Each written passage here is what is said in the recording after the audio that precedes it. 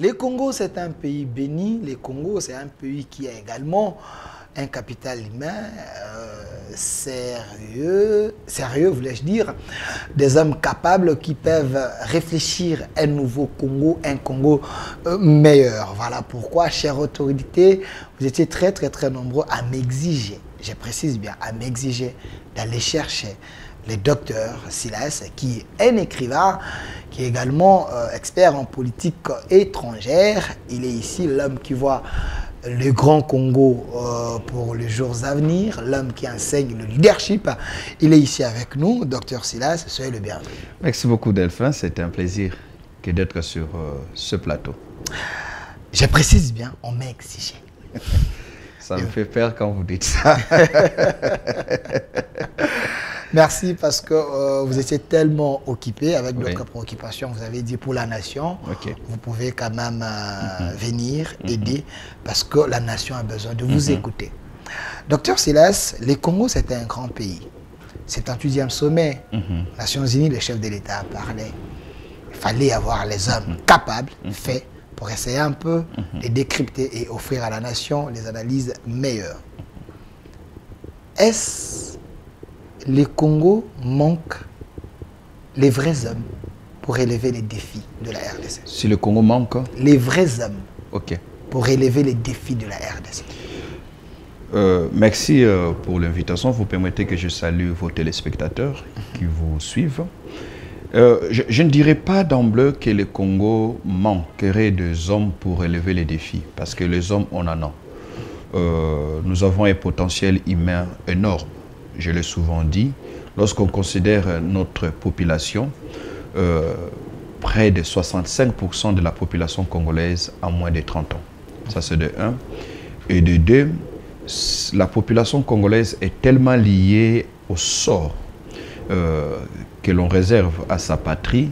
Voilà pourquoi vous constaterez que c'est l'un des pays où même les plus jeunes n'ont pas peur d'aborder les questions qui touchent à l'avenir de la nation. Contrairement à beaucoup d'autres pays où vous arrivez, vous trouverez des jeunes qui ne connaissent ni le nom de leur Premier ministre, moins encore ce qui adviendra demain par rapport aux réalités auxquelles font face ces pays. Mais vous sentez qu'il y a un intérêt que le Congolais attache à son pays. Du moins, lorsqu'il est question de débattre. Nous avons un potentiel humain assez énorme, capable de relever les défis. Mais jusque-là, je ne parle que d'un potentiel. On a des hommes, mais malheureusement, ces hommes, pour la plupart, ne sont pas là où ils devraient être. Ce qui signifie que bon nombre de ceux qui ont été sur le banc de touche ou qui n'ont jamais été sollicités sont porteurs d'un savoir capable d'aider la nation à partir d'un point A vers un point B. Et ceux qui, pour la plupart, sont en activité politique, ceux qui sont dans les cadres de décision, n'ont pas été de manière générale, n'ont pas été assez préparés. Qu'est-ce qui nous pousse à les dire? C'est lorsque nous constatons le potentiel humain que nous avons d'une part et le résultat que nous récoltons d'autre part. Ce qui fait qu'il y a comme une sorte d'inadéquation entre la qualité d'homme que nous avons et les résultats que nous récoltons sur terrain. Cette qualité d'homme ici, je l'ai dit, dans la dimension intégrale des hommes qu'il faut pour ces pays. Ces hommes que j'appelle des hommes achevés. Ils ne sont pas simplement hommes parce qu'ils sont barbus, parce qu'ils ont atteint la majorité, plus de 18 ans, ou simplement parce qu'ils ont été à l'université. Ils ont été préparés, ils ont été éduqués, ils ont été équipés pour prendre à bras le corps la destinée de leur pays. Mais pour cela, il faudrait qu'au départ, ces hommes savent à quoi est-ce qu'ils serviront. Servir la nation n'est pas simplement le fait d'occuper X ou Y poste. Parce que la fonction que vous assumez doit s'inscrire dans une orchestration, dans une sorte d'un jeu d'ensemble, pour savoir à mon poste, avec la fonction que j'ai, qu'est-ce que je dois apporter comme contribution pour que nous puissions atteindre un idéal qui nous est commun. Et pour cela, il faudrait d'abord qu'au départ, que l'homme congolais, après avoir défini ce qu'il veut être, définisse où est-ce qu'il veut amener la nation.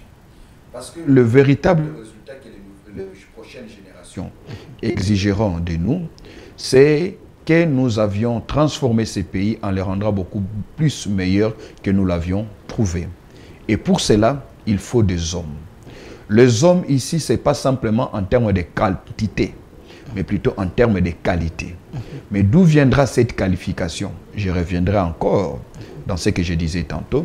Il faudrait que ces hommes soient passés par un cursus d'équipement et de préparation pour qu'ils soient capables de conduire ces pays à son firmament, à son zénith, et faire de ces pays une puissance au centre de l'Afrique.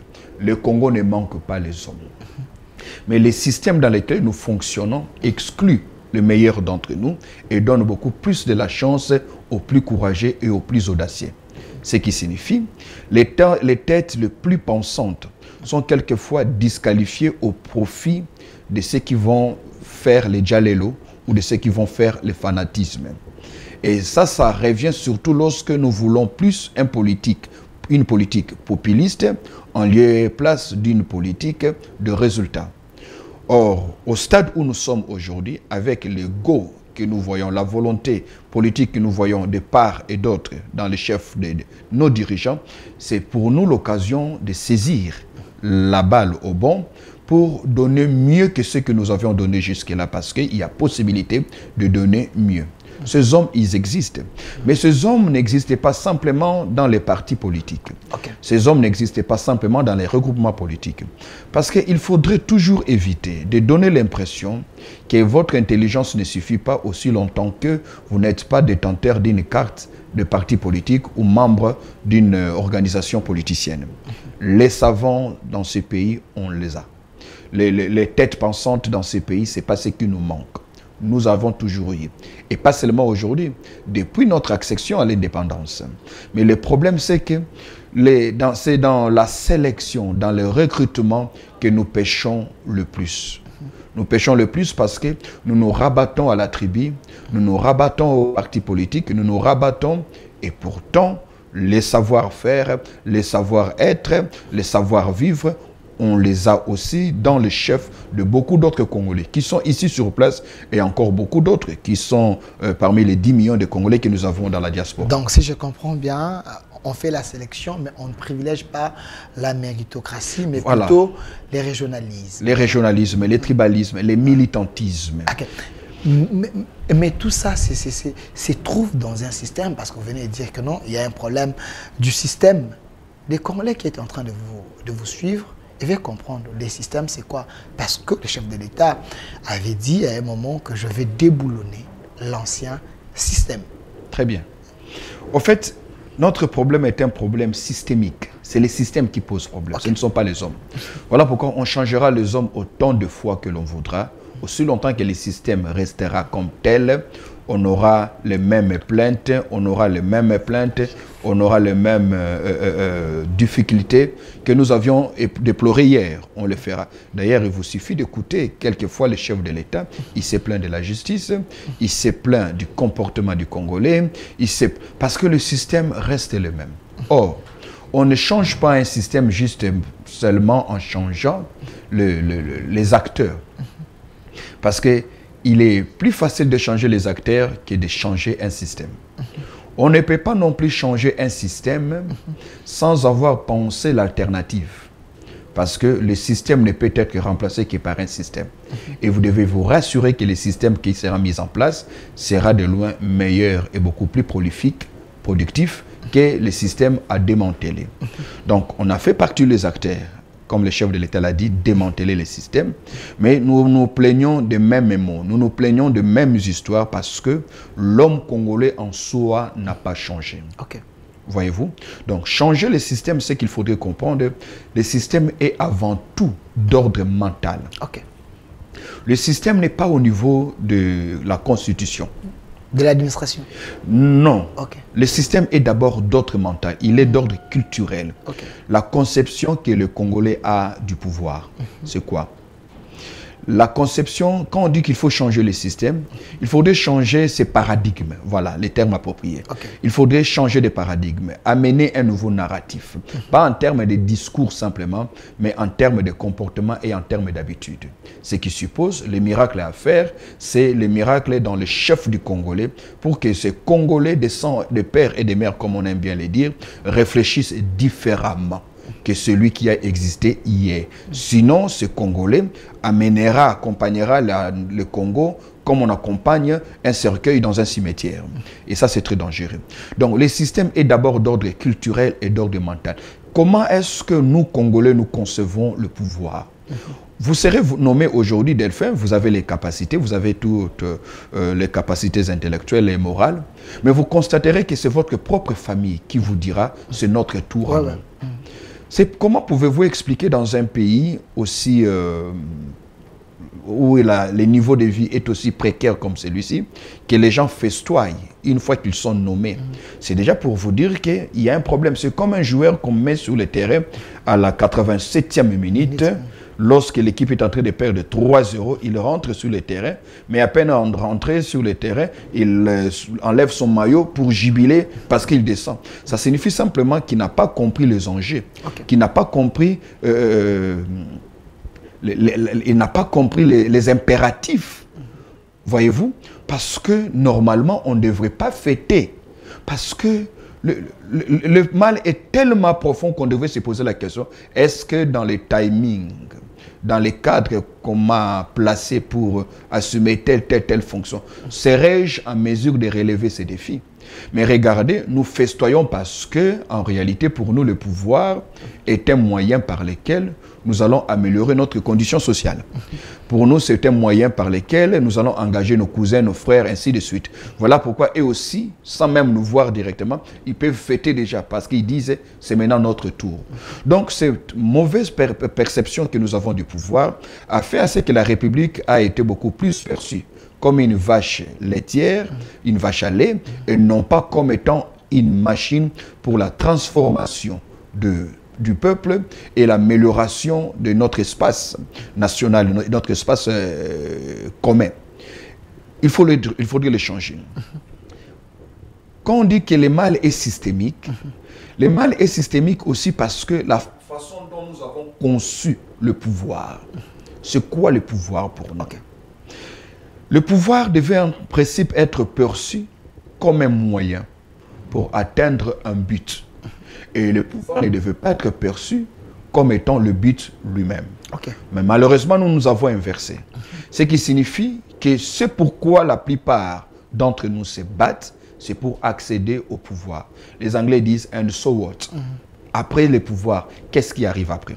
Le pouvoir devrait être perçu comme une plateforme, comme une sorte d'industrie, des transformations, pour pouvoir créer en faveur des générations futures des choses que nous n'avons pas nous-mêmes héritées de nos pères ou que nous n'avons pas nous-mêmes bénéficié durant notre existence. Aussi longtemps que nous n'allons pas amélioré cette façon de percevoir le pouvoir, la politique, l'État, eh bien, on changera les hommes comme on le voudra, ça sera notre tour à nous. Voilà pourquoi vous allez vous rendre compte qu'il n'y a pas assez de différence entre les Aïrois d'hier et les Congolais d'aujourd'hui. Parce qu'on a fait tomber les un régime. Mais les changements ne viennent pas par la chute d'un régime. Voyez-vous? C'est là où il faudrait que les révolutions soient d'abord mentales, en lieu place d'être des révolutions militaires ou constitutionnelles. Parce que notre problème relève d'un problème de mentalité. Il faudrait faire tomber toutes ces barrières mentales que nous avons érigées qui nous empêchent de voir loin, qui nous empêchent de voir un Congo fort dans lequel chacun de nous s'implique, comme on le voit dans un chantier. Alors, docteur Silas, je précise que vous êtes expert en politique internationale, vous êtes écrivain, vous voyez les Congo grands parce que vous avez assez écrit, mais quelqu'un qui est aux États-Unis, et m'a dit de vous poser cette question, quand le chef de l'État signe des ordonnances, il y a un nouveau gouvernement, on les amène quelque part pour une formation. Est-ce que vous ne pouvez pas être disponible pour les orienter essayer un peu de donner des tactiques parce qu'il estime que vous êtes capable. On vous suit. Bon, je ne serai pas aussi prétentieux jusqu'à dire que il faut que je fasse ce travail-là, quand bien même que c'est une impérieuse nécessité. Je parlais tantôt du recrutement. Il y a un terme hollywoodien qu'on emploie aujourd'hui pour le management des nations, ou même de grandes entreprises, qu'on appelle des smart casting. Vous voyez, quand on veut tourner un film d'horreur, on ne va pas prendre un bel homme comme vous pour jouer ces films d'horreur. Il y a inadéquation. Il faudrait choisir quelqu'un avec un visage accidenté, quelqu'un avec une dentition éparpillée. Bon, lui fera l'affaire. Okay? Quand on veut jouer le rôle d'une princesse, on ne prendra pas n'importe quelle fille. Il y a tout un concours, donc de sélection. Et c'est comme ça qu'il y a même la notion de chasseur de tête. C'est-à-dire qu'il y a des hommes qui servent comme étant des chasseurs de tête. Ils vont pourchasser dans les universités, dans le monde artistique, des hommes possédant des compétences dont la communauté peut avoir besoin pour leur donner ces fonctions-là. C'est ce qu'il faudrait faire. C'est ce qu'il faudrait faire. Parce que aimer les pays et servir les pays sont des choses différentes. Tout le monde doit aimer les pays. C'est ça la patriocratie. Tout le monde doit aimer les pays. De par c'est cette culture que nous devons rencontrer dans chacun de nous, que l'on soit de l'opposition, de la société civile, que l'on soit, qui que l'on soit, chacun de nous devrait porter le Congo, non pas seulement dans ses veines, mais aussi dans son cœur. C'est comme ça qu'on a élevé les grands. Il n'y a pas une grande nation, une nation qui a été hissée du niveau moyen vers le niveau de la puissance sans patriocratie, sans patriotisme. C'est un impératif. Voyez-vous? Mais il ne suffit pas d'aimer son pays. Il faudrait aussi être capable de servir le pays.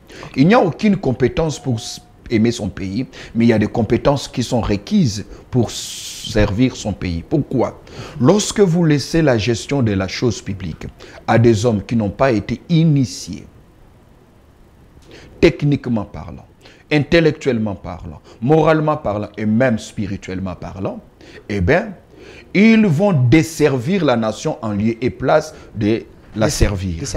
Ce qui signifie qu'il faudrait que ceux qui occupent des postes soient aussi instruits sur ce que le pouvoir attend d'eux, mais aussi sur ce que l'histoire attend d'eux.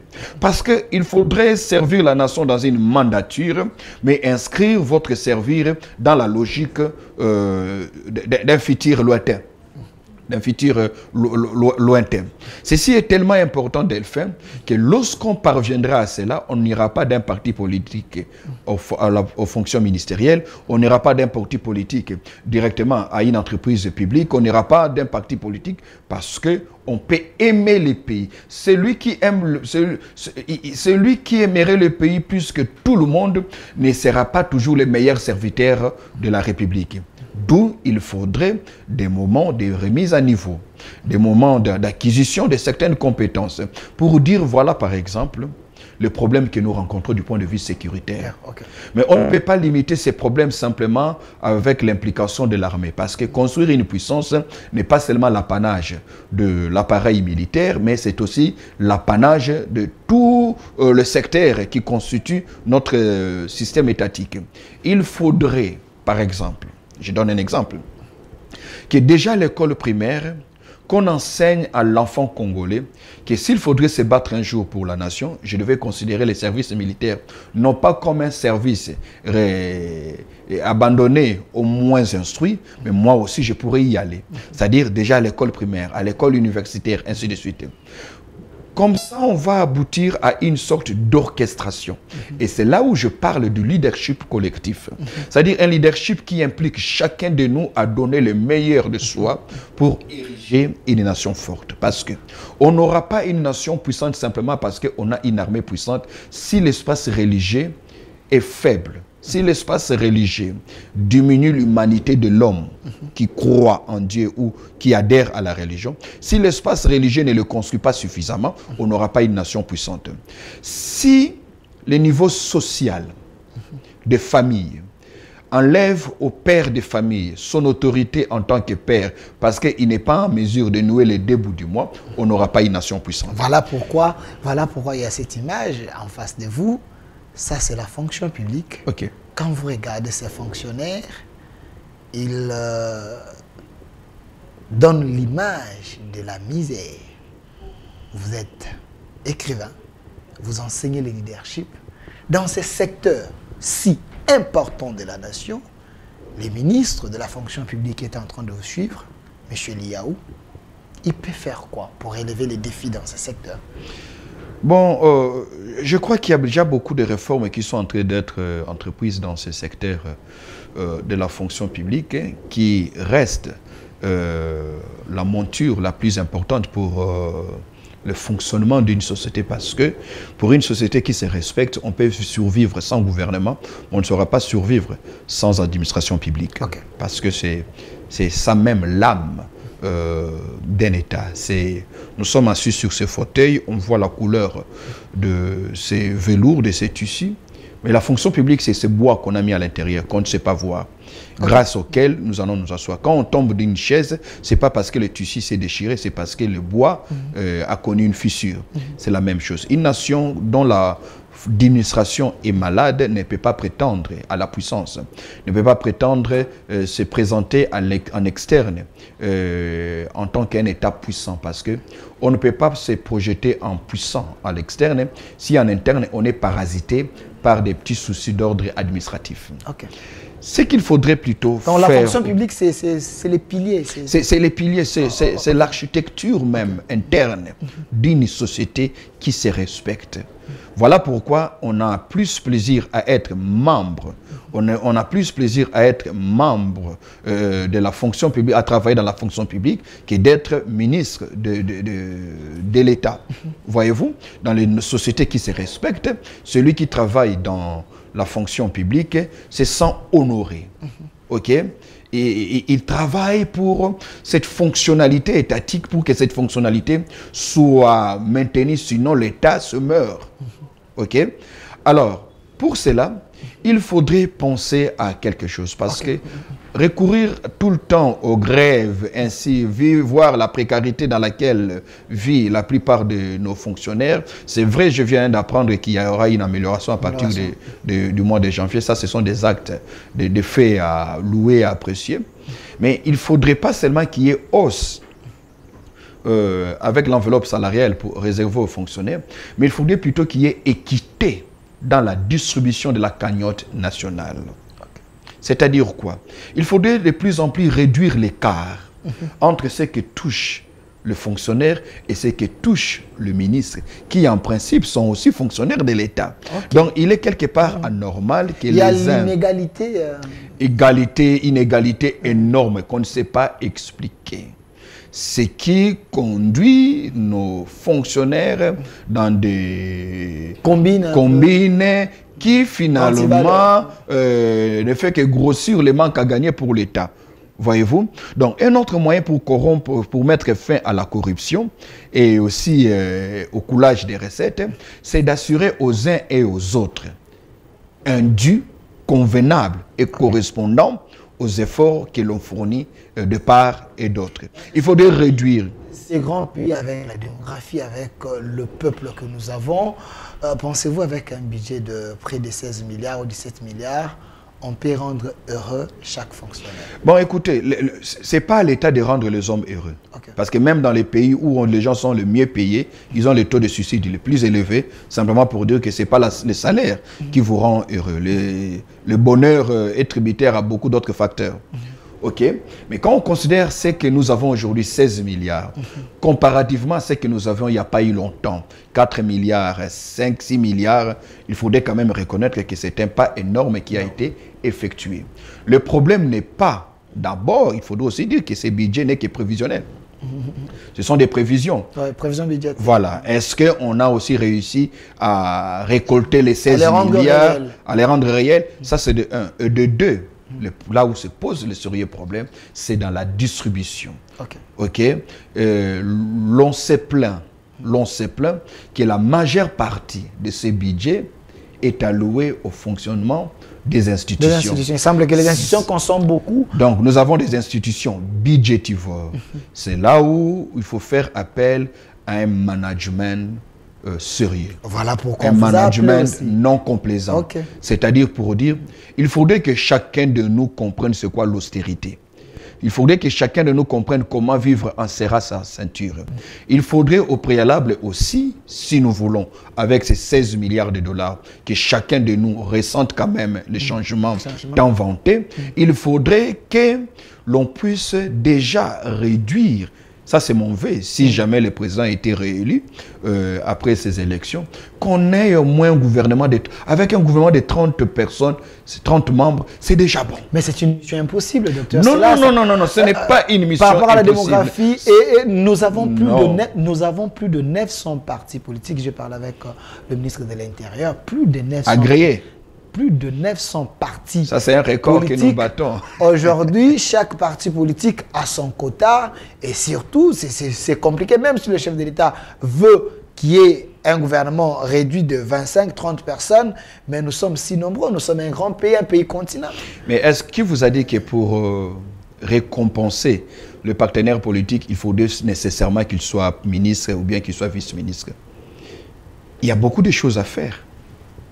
C'est justement cette mentalité qu'il faudrait bannir. Les postes honorifiques. Hein. Déjà, il faudrait se poser la question, qu'est-ce qui amène le Congolais à créer autant de partis politiques? Pourquoi? Pourquoi nous devons être le pays... La liste des partis politiques. Pourquoi nous devons avoir un pays où on a plus de 900 partis politiques agréés? Je ne vous parle pas encore de ceux-là qui attendent l'agrément et de ceux-là qui ont aussi l'ambition de créer, peut-être que notre caméraman, lui aussi, dans 2 ans, dans 3 ans, oui. Voilà. Il faut aussi penser, bon, je vais créer mon parti politique en moi. Simplement parce qu'il y a une injustice dans la distribution de la cagnotte nationale. C'est-à-dire que ce qu'il y a dans la marmite nationale n'est pas distribué de manière équitable. Voilà pourquoi tout le monde pense que pour se retrouver et vite devenir riche, il faut partir dans la politique. Et c'est là où je reviens à ce que le chef de l'État disait tantôt, procéder à la création d'une classe moyenne. Ça aussi, c'est un autre moyen par lequel on va essayer de désasphyxier un peu l'espace politique. Donc, pour revenir tantôt, on peut récompenser les partenaires politiques sans forcément avoir 69 membres du gouvernement, parce que quand vous regardez ce que prend la constitution d'un cabinet ministériel, vous regardez ce qu'exige les frais missionnaires, les frais d'installation, ainsi de suite, vous vous rendez compte qu'effectivement... Charroi mobile. Charroi mobile, vous vous rendez effectivement compte que c'est trop.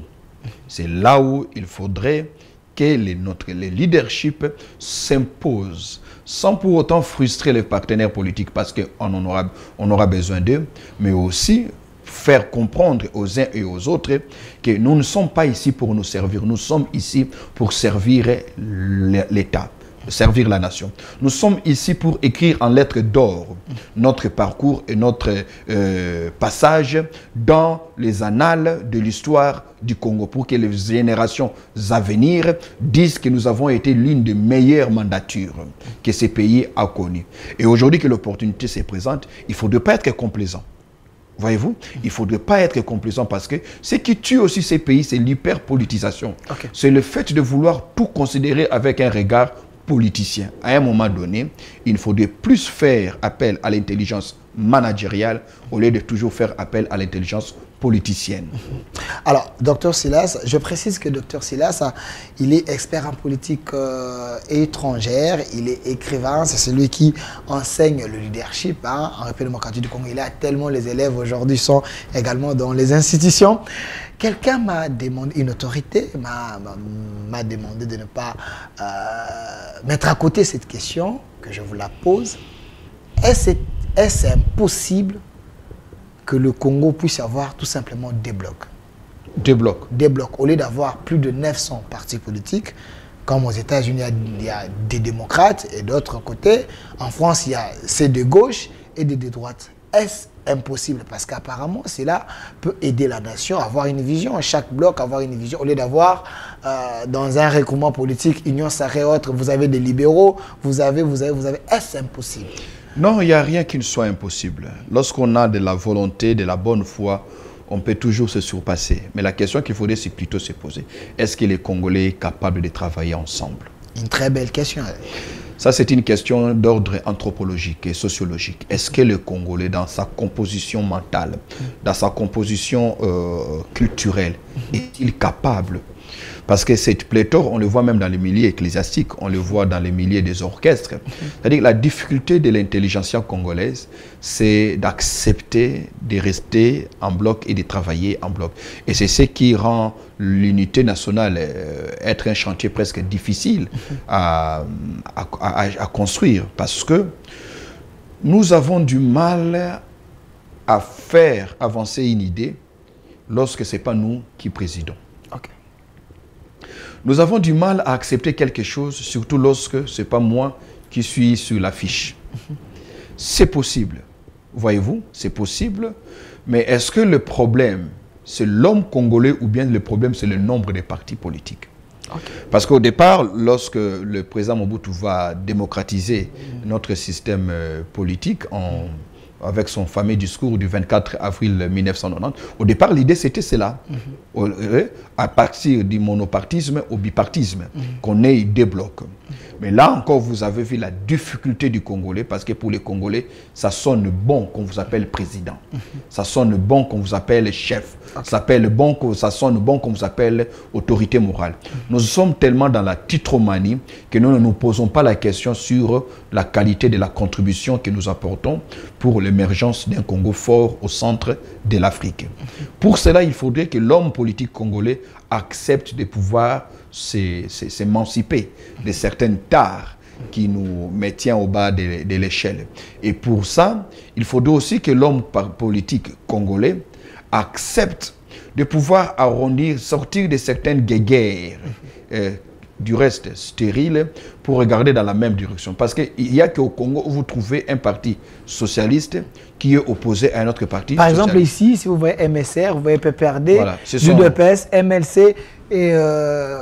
Bon, déjà, quand vous allez dans la doctrine de ces partis politiques, en principe, on devrait... C'est un des mariages presque impossible, mais contre nature. Mais congolaisement parlant, pour ne pas dire politiciennement parlant, voilà, on le fait. C'est pour dire que des fois, c'est par complaisance qu'on dit que nous sommes des libéraux, nous sommes des socialistes. Parce que s'il y a UNC et MLC, ce n'est pas la même chose. Ce sont des libéraux. PPRD.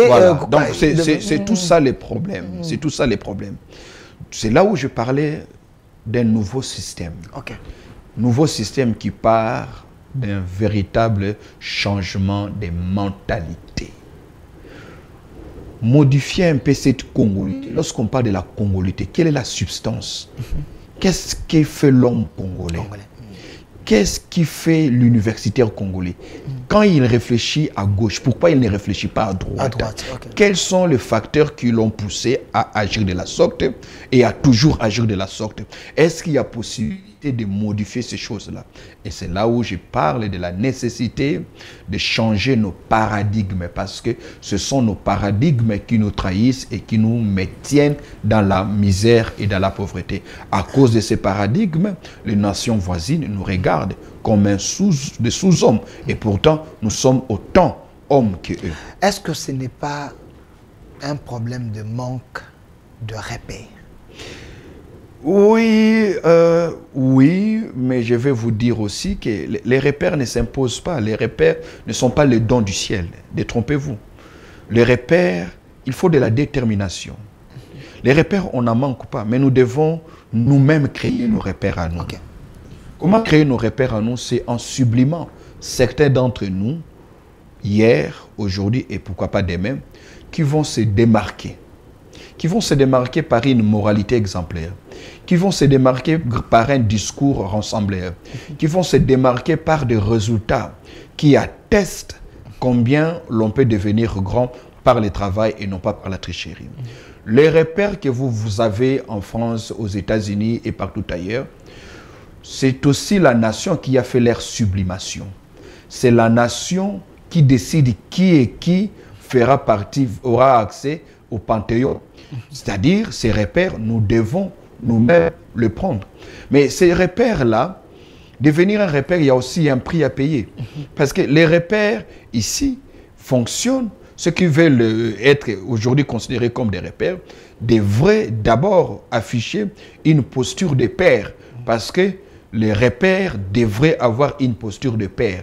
C'est-à-dire penser comme des pères des générations, comme des pères de la nation. Et ça, moi, toujours été le vœu, si le président peut saisir cette occasion, pour ne pas seulement être un des présidents, mais que dans les 20-30 prochaines années, que l'on cite son nom comme étant un des pères que la nation a réussi. Et pour devenir un père, il ne suffit pas d'occuper une fonction. Pour devenir un repère, il ne suffit pas d'avoir atteint une certaine notoriété ou célébrité. Pour devenir un repère, il faut de l'abnégation. Un repère, c'est celui dont la vie ressemble à un panneau signalisateur. Un repère, c'est celui par qui l'on peut dire, voilà en quelque peu le modèle de l'homme congolais que nous voudrions avoir. Et pour cela, nous en avons besoin. Vous savez, aux États-Unis, le président Abraham Lincoln, que j'ai toujours considéré comme un mentor, et ce président Abraham Lincoln n'est que le 14e, non, le 16e. Le 16e président américain. Entre lui et George Washington, il y a 14 présidents au milieu. Mais aujourd'hui, vous ne pouvez pas parler des pères de l'Amérique sans parler d'Abraham Lincoln. C'est pour dire, on peut devenir un repère sans avoir été dans le gouvernement de Kasavubu. On peut devenir un repère sans avoir été partie prenante à la table ronde. C'est-à-dire, les dirigeants aujourd'hui, il faudrait qu'ils commencent à travailler dans ce sens-là, devenir des repères. C'est là par la qualité de la vision dont ils sont dispensataires. Docteur Silas, nous allons chuter avec le dernier sujet du chef de l'État dans le discours à New York, mais terminons d'abord les questions des autorités également, des hommes éclairés de la nation. Docteur Silas, les gens négligent la terre. Monsieur Philémon, soyez avec moi. Les gens négligent la terre, l'agriculture. Mais nous avons des terres arables. Docteur Silas, les chefs avaient dit il faut que les sols... La vengeance du sol sur le sous-sol. Sur les sous-sols. Est-ce c'est impossible? Il y a manque de vision ou bien comment? Si vous regardez même le budget alloué à ces secteurs, à ces ministères, apparemment, ce n'est pas à la taille des ambitions de la République démocratique du Congo. Bon, vous savez, aujourd'hui, l'État congolais dépense plus de 3 milliards de dollars, rien que pour l'importation de ce que nous consommons. Vivre frais, voire de 3 milliards de dollars que nous dépensons chaque année. Et ça, c'est une insulte au bon Dieu. Ça, c'est un sacrilège. Pour une nation qui regorge 80 millions de terres arables, avec une capacité de nourrir l'Afrique tout entière pendant 6 mois. Les jus le plus consommés à Kinshasa, les jus de carton, c'est les jus CRS et les jus de Best. Ce sont les 2 jus les plus consommés. Les jus CRS est produit en Afrique du Sud, les jus de Best est produit en Égypte. Les 2 extrêmes. Et il suffit de voir la géographie africaine, vous allez vous rendre compte que les 2 pays, l'Égypte et l'Afrique du Sud, sont des pays presque désertiques. Mais ce sont leurs jus que l'on consomme le plus chez nous ici. Donc, la vengeance du sol sur le sous-sol doit passer de l'étape de déclaration pour devenir une véritable politique. Une politique qui coule d'une vision. Et pour cela, qu'on ait un plan agricole. De 2023, par exemple, jusqu'en 2027. Descendre jusqu'à moins d'1 milliard de dollars qui seraient dépensés pour exporter la nourriture. Parce qu'on ne peut pas être souverain sur son propre territoire lorsqu'on est autant dépendant. Je ne parlais pas de la dépendance pour le véhicule, la mobilité, non, dépendant d'abord pour l'estomac. Parce que la guerre contre la faim est l'une des guerres les plus farouches que chaque État responsable devrait mener et devrait remporter. Voyez-vous, 80 millions de terres arables. Nous sommes dans un pays où la plupart des manguiers que nous avons n'ont pas été plantés. On a jeté un noyau et quelques temps après, on a été surpris qu'il y a un manguier qui va germer. Et vous savez, dans la Bible, permettez que j'évoque un verset de la Bible, Genèse chapitre 2, verset 5. Lorsque Dieu a créé le ciel et la terre, il n'avait pas encore fait pleuvoir, il n'y avait pas encore d'herbe des champs, parce que l'Éternel n'avait pas encore fait pleuvoir, car il n'y avait pas d'homme pour cultiver la terre. C'est-à-dire même Dieu s'est arrêté à un moment donné, jusqu'à ce qu'il y ait un homme. C'est-à-dire quoi? La qualité de ce que mange un peuple est déterminée par deux choses. Son intelligence de production et sa détermination à pouvoir travailler pour être souverain du point de vue de son estomac. Parce qu'un État sérieux ne peut pas autant importer dans ce pays où nous avons cette couche de poissons au niveau du lac Albert. On n'a pas besoin qu'on se déplace pour aller débattre sur l'impiodi avec autant de rivières et de fleuves que nous avons. On ne peut pas, nous ici, importer le poisson. On ne peut pas importer la viande de consort parce que ça ne donne pas aux autres à pouvoir afficher à notre égard un certain respect parce que ceci accuse un manque d'ambition, un manque de vision, mais aussi une paresse collective. C'est possible de manger 3 fois dans ce pays. C'est possible de prendre même les légumes que nous produisons ici et de les exporter. L'un des plus grands exportateurs de légumes pour l'Europe, vous savez c'est quel État? C'est l'État d'Israël. L'un des plus grands exportateurs de fruits et légumes, c'est Israël. Mais ce pays est à vocation désertique. Mais l'intelligence de l'homme a su corriger la nature. Un État normal, un État qui a des hommes achevés, c'est cet État dont les hommes sont capables de corriger les injustices de la nature. C'est-à-dire, on leur a donné une terre désertique, mais ils mangent mieux que ceux qui ont une terre arable. Voyez-vous? Et c'est à cela que nous devons regarder. Parce que la terre, elle sera toujours là. Les minéraux, vous voyez comment le prix des minéraux dans les marchés internationaux, dans les marchés a bougé. Quand ça bouge, nous voyons ce que notre monnaie subit comme conséquence. Donc nous sommes quelque part dépendants des minéraux. Et même quand nous sommes dépendants de ces minéraux, regardez ce qui se passe. Au fait, ça ne nous encense pas en tant qu'humains. Vous savez, l'on dit d'un peuple qu'il est intelligent lorsqu'il a l'intelligence de son environnement et l'intelligence de ses ressources. Or, la terre que nous avons constitue en elle-même une ressource.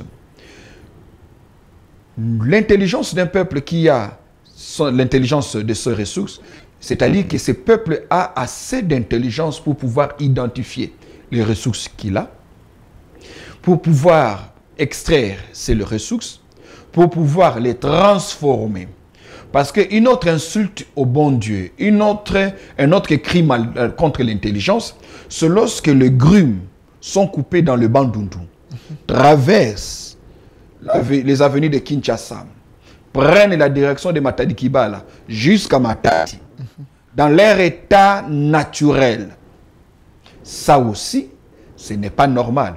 Parce que tout ce que nous sortons peut aussi être modifié ou transformé ici. C'est-à-dire la prospérité nationale ne vient pas parce que nous prions beaucoup. Pas parce que nous avons beaucoup de potentiel. Du reste, ces potentiels, il faudrait les transformer en richesse. Et cette transformation nécessite notre savoir-faire. Donc il y a un problème de l'inconscience alors. Parce que nous avons... Nous baignons dans une inconscience collective. Ça, il faut le reconnaître. Nous avons tout ce qu'il faut, mais on dépend à d'autres pays. C'est un problème. C'est une maladie alors. Parce qu'il suffisait qu'aujourd'hui, que Matadi soit fermé. Il suffisait qu'aujourd'hui, Goma soit fermé. Voyez-vous? Il suffisait... Mais comment allons-nous survivre si l'aéroport d'Enjili était fermé? Sommes-nous capables de survivre 3 mois, 4 mois en étant fermés? Or, même la Chine antique à l'époque, la Chine antique, je parle d'une Chine d'avant Jésus. Là, on est encore à l'Empire Chine. Avant Jésus, pensez déjà comment survivre en cas de guerre lorsque les frontières seront fermées. Comment ne pas mourir de faim en interne lorsque nous voudrions fuir les attaques de l'ennemi. C'est à cela que nous devons penser. Nous avons tout ce qu'il faut. Ce qu'il nous faudrait maintenant, c'est de mettre de côté la complaisance. C'est de cesser de croire que ce qui vient de l'extérieur est meilleur.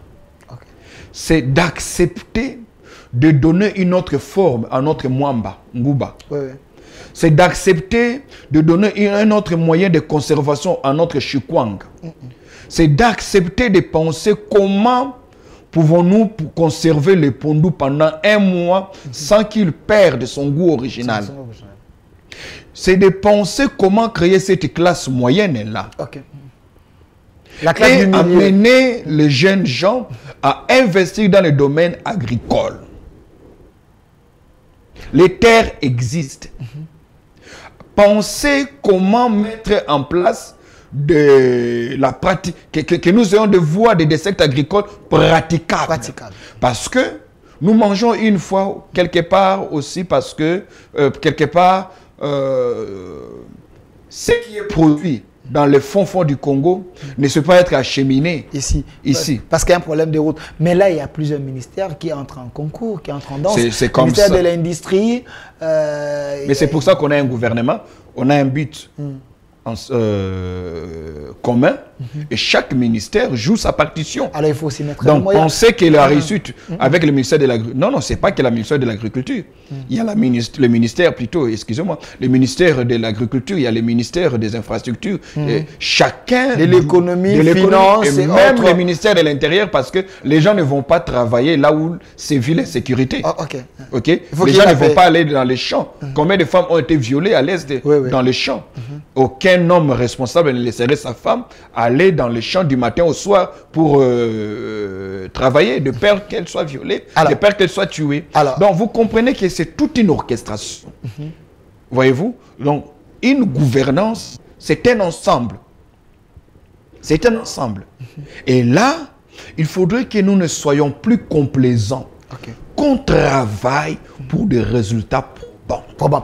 Alors, docteur Chérès, autant de questions inédites avec vous, c'est peu parce que la matière est là. La question d'une, entre guillemets, comment faire pour lutter contre les chômages, réduire plutôt les taux de chômage en République démocratique du Congo. Monsieur Filemon, la photo est déjà en train de jouer... on dit la dame, hein? Oui, la dame, le jeu de dames. Jeu de dames. Mais apparemment, c'est presque partout. Bon, écoutez, jouer au jeu de dames n'est pas un problème. Hein. D'ailleurs, il faudrait... parce qu'un peuple est fort aussi lorsqu'il a des moments de loisirs. Voilà pourquoi dans un pays qui se respecte, autant il y en a des lieux de réflexion, autant on a aussi des lieux de loisirs. La construction des salles, des spectacles, des stades, des consorts, c'est très important. Il ne faut pas les priver.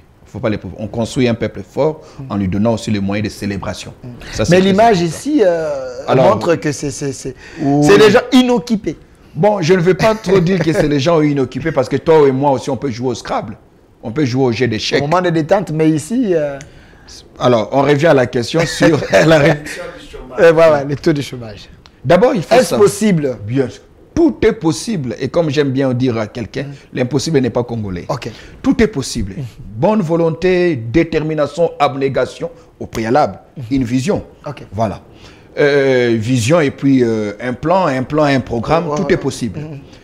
Il faut savoir, Delphin, que ce n'est pas l'État seul de mettre fin au chômage. Pas l'État seul. Non. Mais l'État est parce que le chômage, c'est aussi... J'en viens. Le chômage, c'est aussi un choix. Même oui, le chômage, c'est aussi un choix. Les gens risquent de se fâcher à la maison. Personne n'a jamais fait le choix. Tu me laisses finir.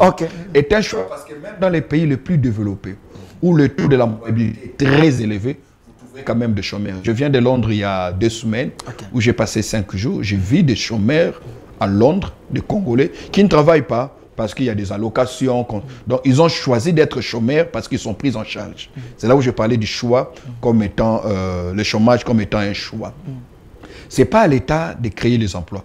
Les emplois ont été beaucoup plus, dans tous les pays du monde, un apanage des initiatives privées. Okay. Ce sont les privés qui créent des emplois. C'est mieux d'ailleurs. Alors, l'État doit faire 3 choses pour mettre fin à ce chômage et encourager la création de la classe moyenne.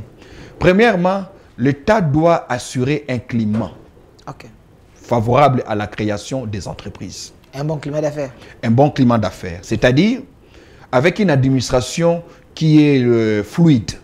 Une administration assez fluide, assez souple, qui n'amène pas les gens se coupant 1000 morceaux pour avoir tel document. Dieu soit loué, aujourd'hui, on a les guichets uniques. Il faudrait quand même dire que c'est beaucoup plus rapide que ça a été il y a 15-20 ans passés. De deux, l'État doit faciliter l'accès au crédit bancaire. L'accès au crédit bancaire. Parce que là, c'est très élevé aujourd'hui. Nous avons l'un des taux les plus élevés au monde.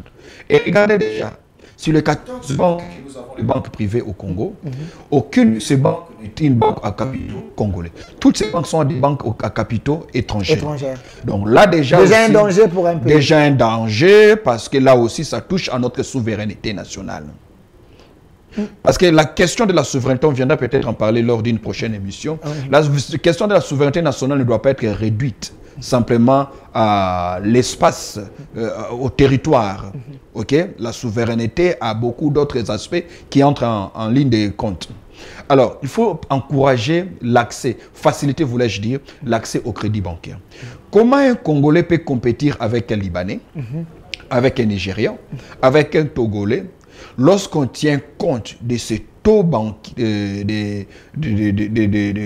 d'intérêt aussi élevés, presque 7 fois que l'on trouve dans d'autres pays. Quoi de plus normal que vous alliez au Sénégal, vous trouvez un jeune homme qui a à peine 29 ans, mais qui est à la tête de 4 grandes entreprises, avec un capital qui environne 800 000 euros. Il semble qu'il y a la complicité de nos autorités. Quand ces banques arrivent ici, ils viennent avec les bonnes intentions, mais ils trouvent un système avec nos autorités. Donc, le jeu des rétrocommissions, mettez comme ça, parce que nous, on va vous faciliter ça. Donc, ils sont dans un jeu. Alors, dans ces cas, il faut reconnaître que nous avons choisi d'être un pays pauvre. Parce qu'on ne peut pas être un pays riche simplement parce qu'on a des minéraux. On est un pays riche aussi parce qu'on a autant de riches hommes, de femmes riches. Et cela passe par ce que je suis en train d'évoquer tantôt. Troisième élément, c'est de faire la promotion de ce que j'appelle la culture entrepreneuriale. Ça, c'est maintenant quelque chose qui nous manque. Et pour ça, l'État doit travailler Ça nous manque ou c'est faible? Non, non, ça nous manque. Le Congolais n'est pas entrepreneur. Il suffit de voir même le Congolais partout où il est. Allez-y aujourd'hui à Matongé, à Bruxelles. Vous serez étonné de voir que les Camerounais vont au Congolais, les Makemba et les Mpose.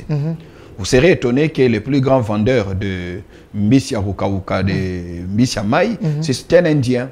Allez au Château Rouge, vous allez... Citez-moi une ville dans le monde, les Congolais qui nous suivent, ils sont plus de 10 millions dans la diaspora.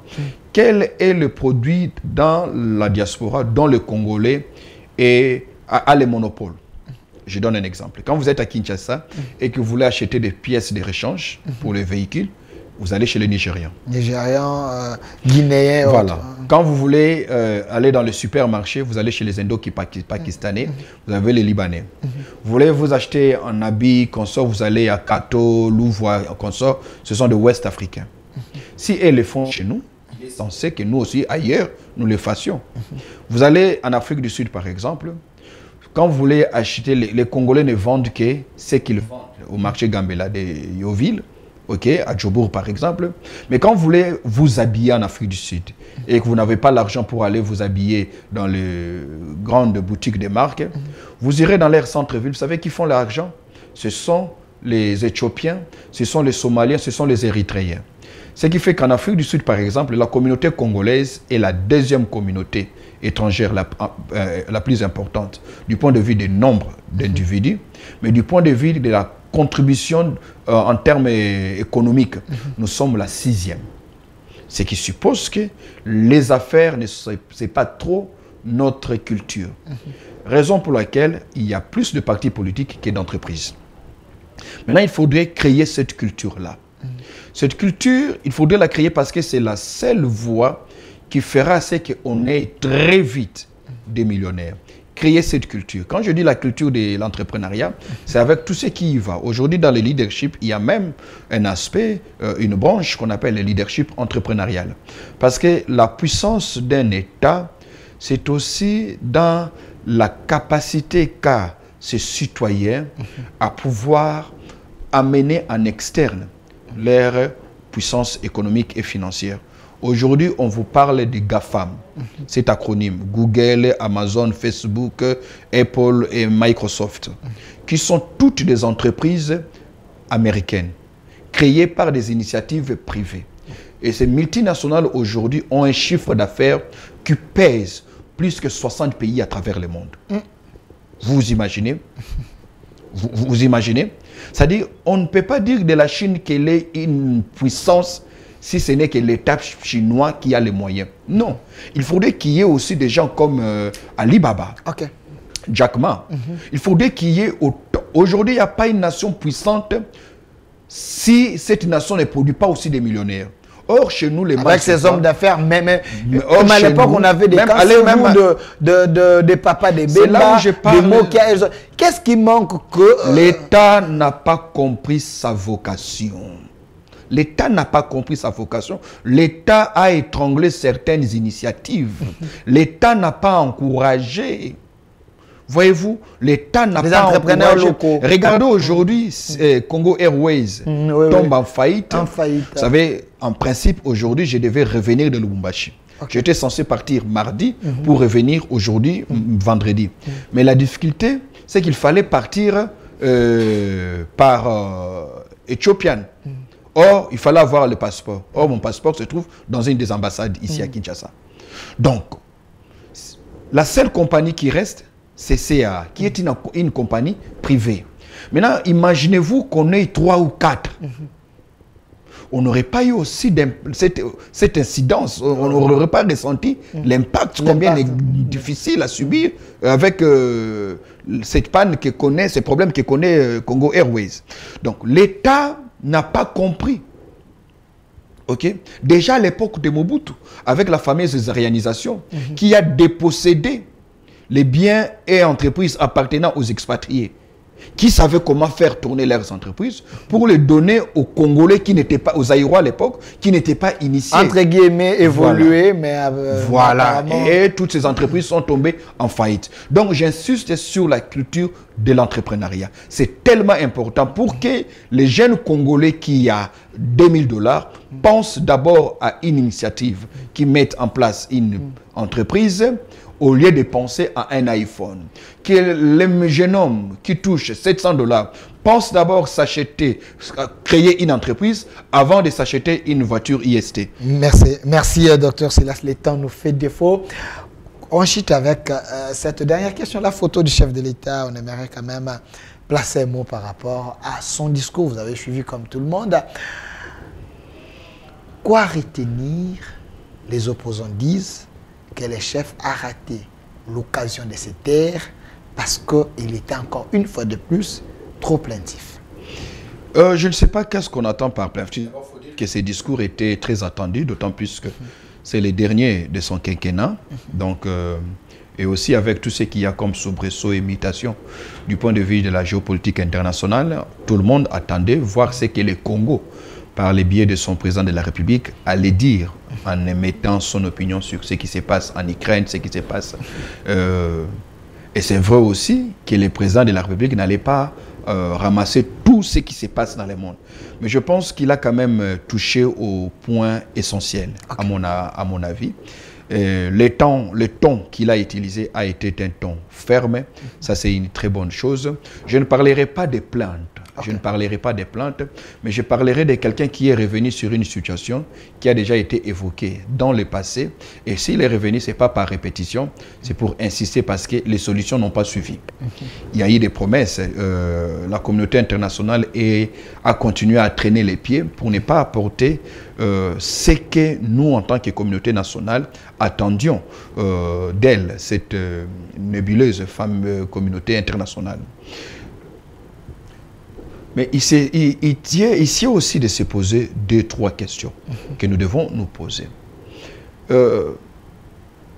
Dans l'entretemps, nous en interne, quels sont les moyens que nous préconisons pour contourner la lenteur de la communauté internationale? Parce que cette communauté internationale ne va pas se convertir aujourd'hui. Cette communauté internationale n'a cessé de montrer ses couleurs. Certes, on vient de condamner le Rwanda pour son soutien au M23. Il y a aussi le chef a félicité les États-Unis pour avoir mis fin à la coopération militaire avec le Rwanda. Alors, la question que je disais, comment contourner cette léthargie, cette passivité de la communauté internationale face aux problèmes qui sont congolais? Mais nous sommes sous leurs caméras. Si on cherche à contourner, contourner... Ils penseront qu'on est... nous devenons des traîtres. Donc, c'est comme si on est sous leur joug. Hein. Qu'est-ce qui fait la traîtrise? Le fait que le Rwanda nous attaque ou bien le fait qu'on tienne nous-mêmes à nous libérer? Ça ne devrait pas être considéré comme étant une traîtrise, mais plutôt comme étant de la responsabilité. Une conscientisation collective. C'est-à-dire, nous avons pris conscience qu'on ne peut pas trop compter sur l'autre parce que nous sommes un État souverain. Un État souverain. Et nos méthodes ne seront pas appréciées. Non. Vous avez suivi ce qui s'est passé à Goma ici avec les Wazalendo. J'ai suivi au Rwanda, les gens disent on a tué nos frères, ainsi de suite. Tout ça, vous comprenez un peu? L'ONU nous reconnaît le droit le plus légitime de pouvoir défendre notre territoire. C'est notre droit le plus légitime. Nous avons un devoir vis-à-vis des tiers, vis-à-vis des Congolais, mais aussi un devoir vis-à-vis de l'histoire. Voyez-vous? Donc, contourner leur passivité signifie simplement nous assumer en tant que nation souveraine. Apporter beaucoup plus de tact dans notre diplomatie. Comprendre que les rapports de voisinage entre les États est essentiellement un rapport de force. Les États, en tant que monstres froids, ne comprennent que le langage de la puissance, pour ne pas parler du langage de force. Le langage de la puissance, c'est-à-dire, il faudrait nous construire une posture qui, en externe, amène les autres à nous regarder avec respect, parce que cette posture est tellement dissuasive. Or, c'est même cette dissuasion qui apportera de l'eau dans le moulin de la diplomatie. Parce que notre diplomatie ne pourra être effective que si les autres se voient dans l'obligation de négocier, parce qu'il n'y a pas d'autre alternative.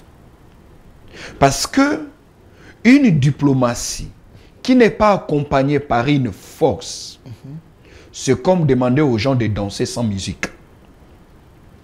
Voyez-vous? Et étant donné que nous sommes déjà dans cette logique, où on est en train de se recréer un appareil diplomatique. De se requinquer. Il faudrait que la dimension militaire suive, sans pour autant être un vent en guerre. Pourquoi? Parce que vocationnellement parlant, lorsque nous regardons tout ce que nous regorgeons comme ressources naturelles, lorsque nous regardons, nous considérons ce qu'il y a comme velléité autour de nous, la posture ou la politique extérieure que nous devons concevoir et mettre en place devrait être une posture pour laquelle la guerre doit être perçue comme étant une règle et la paix comme étant une exception. Sans pour autant être de vent en guerre. Mais il faudrait que les autres nous considèrent comme étant un homme pacifique qu'on ne doit pas déranger parce que sa riposte risque d'être dangereuse. Alors, docteur Sulas, je vous regarde en face. Cette question vient de l'Ouganda. Quelqu'un m'a appelé pour me dire pourquoi le président Tshisekedi avait ces tons fermes que le M23, ses frères, il ne va pas accepter de négocier avec eux. Du moment que c'est un problème congolais. Le président ougandais l'a dit, le président rwandais aussi est allé dans le même sens. Mais pourquoi on ne négocie pas seulement avec le M23? Non, on ne saurait pas négocier avec le M23, d'autant plus que nous l'avons qualifié d'un mouvement terroriste. On ne négocie pas avec les terroristes. Ça, c'est d'une part. Mais il y a des Congolais là-bas, il semble. Mais non, le fait qu'il y ait des Américains dans l'Al-Qaïda ne va pas pousser les États-Unis à négocier avec l'Al-Qaïda. Aujourd'hui, dans l'État islamique, il y a autant de Français, vous savez, qu'il y a des jeunes Français qui se sont retrouvés en Syrie pour faire allégeance à l'État islamique. Ce n'est pas pour autant que la France va négocier avec l'État islamique. On ne négocie pas avec les terroristes. Est-ce que ce n'est pas une erreur de méthode, peut-être en gardant ces taux fermes, ces tons fermes? Non. Voulais-je dire aujourd'hui, Bunagana est entre les mains de l'armée régionale, ça, zone tampon. Il y a une administration là-bas que le Congo ne maîtrise pas. Ça, c'est un fait. Il ne faut pas oublier que nous avons en face de nous plus de 204 groupes rebelles.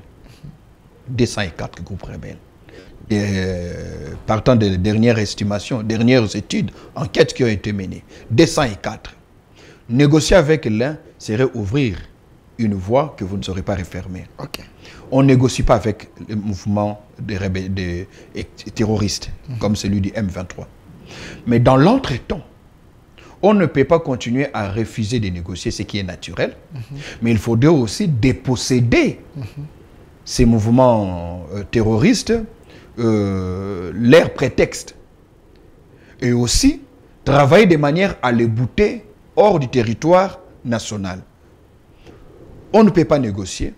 Le seul langage que ce mouvement terroriste comprendront, c'est le langage de la force. D'où les réformes au niveau de notre appareil sécuritaire, au niveau de notre armée, devient une impérieuse nécessité. À court terme, il faudrait travailler pour avoir une armée républicaine, une armée apolitique, une armée nationale, une armée dissuasive, avec des hommes très bien entraînés, très bien équipés, des hommes, une armée qui ne devrait pas, là aussi Delphine c'est très important, qui ne devrait pas être formée en vue de battre le Rwanda, parce que le Rwanda, certes, durant les 25 dernières années, c'est le voisin qui nous a le plus causé du mal, mais on a d'autres voisins qui ont une capacité de nuisance plus forte que le Rwanda.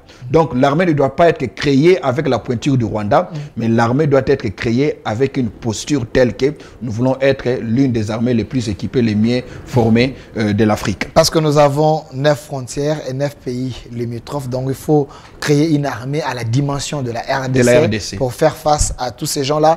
Le mot de la fin, regardez la caméra. Monsieur Philémon, la photo de Monseigneur Cholet. On termine avec cette question. Je précise bien, Dr Silas, il est écrivain, il est expert en politique extérieure et aussi pasteur de l'église cité Rama, l'âme de l'église qui est ici. Vous n'allez pas mener un pasteur entrer en conflit avec un prêtre. Non. Et du point de vue de l'éthique et de la déontologie, voilà. ce ne serait pas une ici, je parle de la culture sacerdotale. Voilà. Alors allez-y, je ne sais pas c'est quoi votre question. Ici, il a parlé comme homme de l'église. Oui. Secrétaire général de la SENCO. Ici, vous répondez comme homme de l'église aussi. Okay. Mais qui voit son pays d'une autre manière. Il a dit que si les régimes ne préparent pas les bonnes élections, que les régimes se préparent à ce qui peut arriver en 2023. Mais ça serait difficile de gérer ce qui peut arriver en 2023. Comme homme de l'église... Qu'est-ce qui peut arriver? Voilà pourquoi je pose la question. Eh bien, je ne sais pas qu'est-ce que j'aurais peut-être de vous... Les désordres et les contestations, peut-être mort d'homme, peut-être. Est-ce qu'un homme de l'église peut dire ça, comme ça?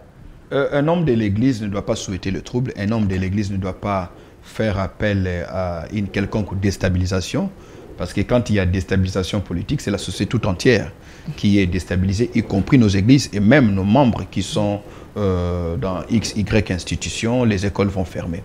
Ça, c'est de un. Mais si je vais, puisque moi je ne l'ai pas écouté, mais si j'écoute seulement ce que vous dites, si les organisations, vous avez dit si les élections ne sont pas bien organisées. Bien organisées. Mais on ne peut pas aussi s'attendre à de mauvaises élections et croire qu'il y aura accalmie après. Non, c'est paradoxal.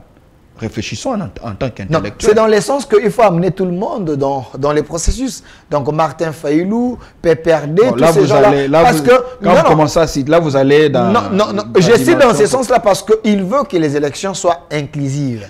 Du moment que les autres se sont retirés dans les processus, est-ce que le pays va s'arrêter? L'inclusivité n'a jamais été absolue. Ok. Des élections inclusives ne signifient pas que tout le monde sera. Ok.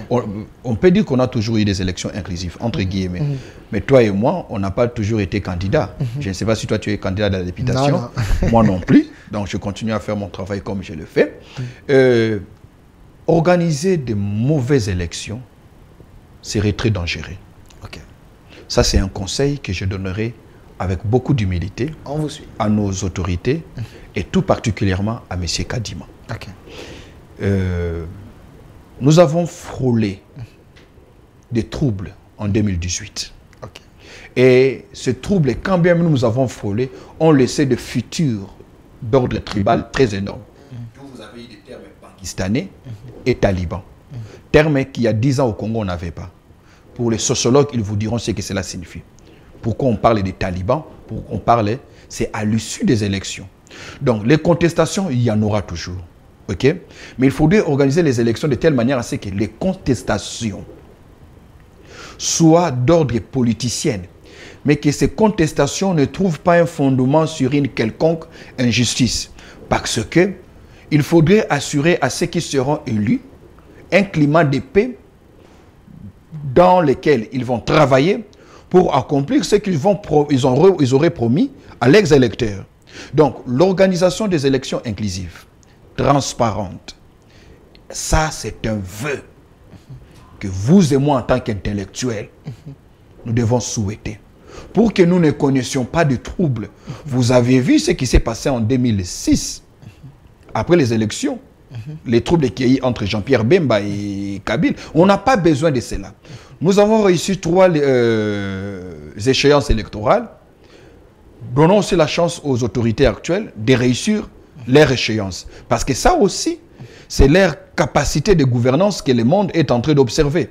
Organiser des élections inclusives. Et je reviens, inclusive ne signifie pas que tout le monde soit là-dedans. Non, non. Okay. Il y a des lois. Si quelqu'un n'a pas été, n'est pas pour, ne croit pas à la transparence, c'est son droit le plus légitime.